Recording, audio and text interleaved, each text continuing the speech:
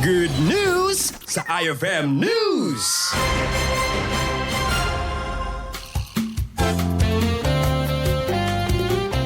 Samantala, idol, sa ating pong good news naman,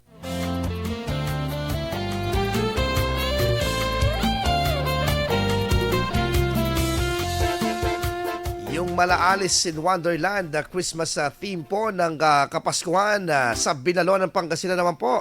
Ating alamin sa good news ni Idol Maya.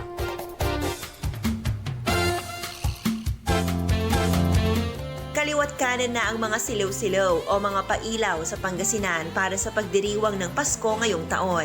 Ang bayan ng Binalonan ay hindi nagpahuli sa kanilang silaw-silaw entry sa kanilang Alice in Wonderland themed Christmas decorations. Nagningning ang buong municipal grounds ng naturang bayan ng mga pailaw at palamuti mula sa mga characters sa children's novel na Alice in Wonderland na original na likha ni Lewis Carroll. Ang mga personalidad din ay nag-costume upang magbigay ng entertainment sa mga nagsipagdalo sa Christmas lighting event ng Binalonan. Nagkaroon din ng fireworks display na siyang na-enjoy ng mga Binalonians at ilang taga-ibang bayang dumayo pa upang masaksihan ito.